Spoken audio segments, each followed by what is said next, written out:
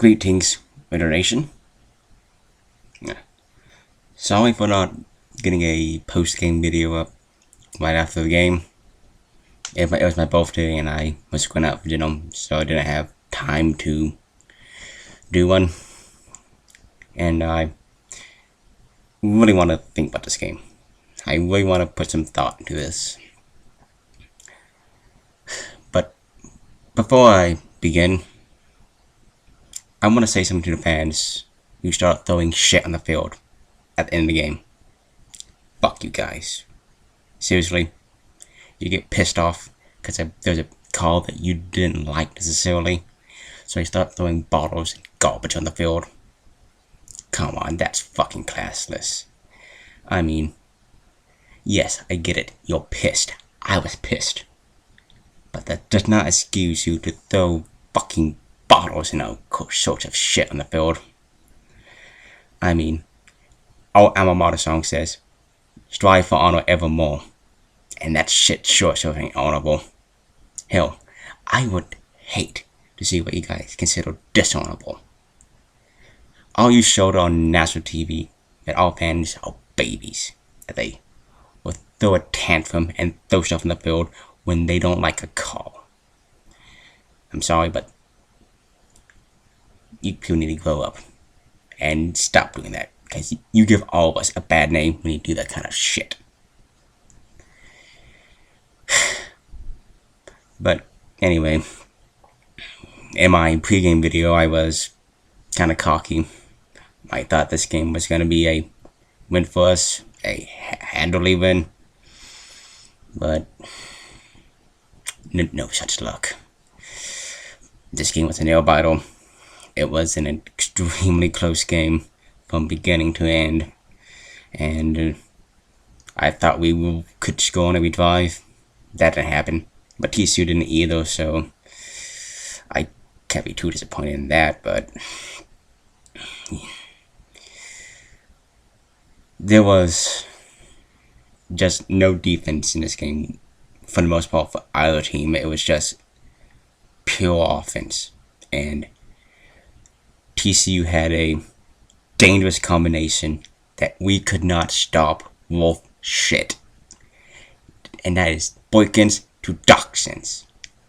It seemed like every big play they had passing the ball, Dachshunds was involved somehow. It's like, Dachshunds, they had Dachshunds here. And we're like, no one cares. Because we couldn't stop them. We could not stop them to save our lives.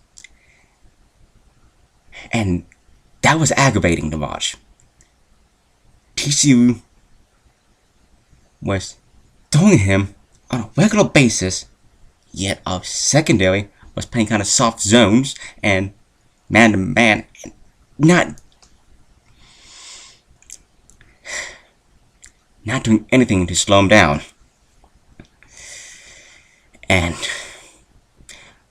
But I will give a defense credit, at least slowing down Boykin's running capabilities. But Aaron Green more than made up for it. And that's someone I didn't really talk about in my pregame video because I don't think he'll be a major player. Boy, is I wrong.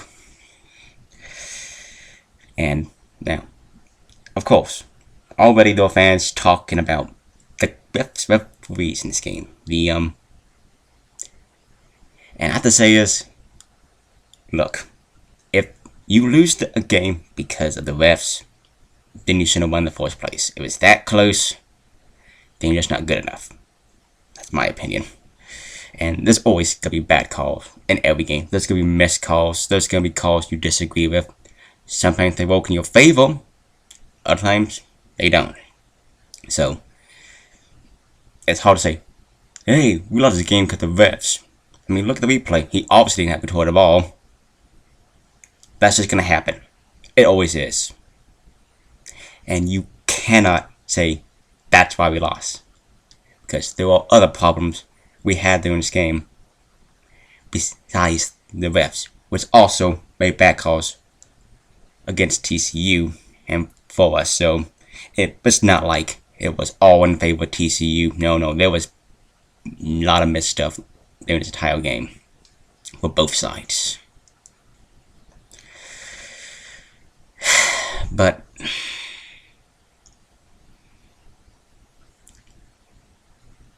I don't know how to really talk about that final touchdown TCU got. I mean, talk about a miracle for TCU. We as soon as the ball got tipped, I get excited and yes, we won. And out of nowhere, here comes Aaron Green and gets them the winning touchdown. And oh god, that hurt. That hurt real bad. And it's not like we were completely out of it after that. I mean, granted, it was a long shot to come back, but we were allowing it and we got so close to get back to the end zone, but Lady Luck was not in sight this game. And there was several key moments in this game that really caused us to lose the game. I'm not gonna say that these why we lost it, but these didn't help matters at all. Number one, that safety on that botched snap. I don't know what happened there. I have no clue why the center hiked the ball there. And did that put TCU at more or less 2-point advantage? And that is why we lost by 3, because if it was not a safety, they never would have gone for 2 to make it a 3-point game. I mean, we did have chances to come back after that, but we couldn't get a stop when we needed to. And we couldn't drive down the field when we had to. Like on that last drive we had before TCU got their game-winning touchdown, our play calling became very conservative. We were burning the clock out instead of trying to go for the win. Yes, at this point Mahomes was not at his most healthy, and that probably has something to do with it. But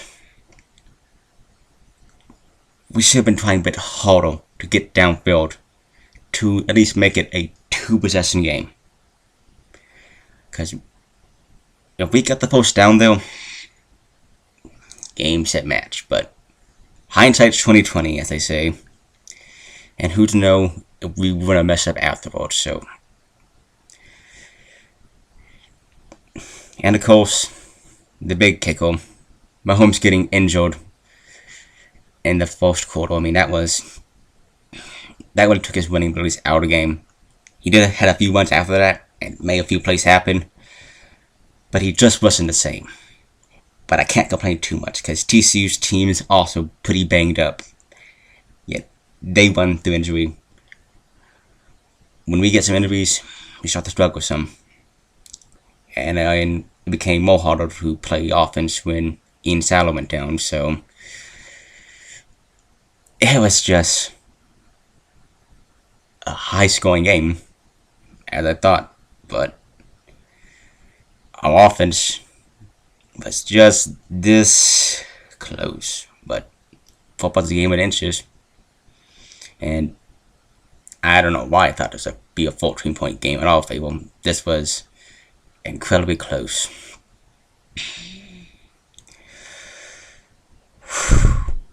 But there are still some positives in this game we can look at. For example, our penalties were astronomically low. Again, the officiating was not that good. But with that said, only having a small handful of flags, that's something to take from it. And that's really about it. I mean, offense did have fun, but again, we did not make plays when we had to. And this loss is gonna sting. I'm not gonna lie. I want revenge. I want it real bad. But wow, it's tough to lose a game this close. It really is. I mean, if we play this game again, if we ever do, this season somehow, not gonna happen, I know, but in the world of some maybes, this game could go all the way next time you play. Because TCU and Tech, at this point in the season, are an evenly matched squad. these teams are about neck and neck. Granted, I think TCU has a bit more depth, but we hung in though. Unlike last year when we got our asses kicked, I mean, we went into this game, and that's a much improvement from last game. We played them. I mean, they didn't get no 80-something points on us, so that's a good thing. But hopefully we don't dwell on this loss at all. Going to Baylor next week for... We still have a shot to beat Baylor. We still have a shot. This loss may have sucked. It may have been a close one. And it always sucks to lose close ones. And well, this was one crazy week with college football.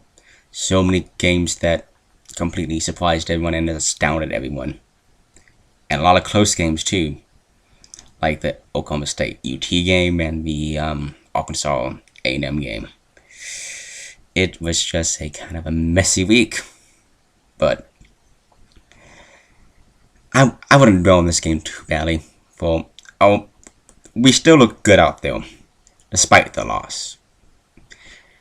And that's what I like to see. We had a chance to the very end. We never gave up. And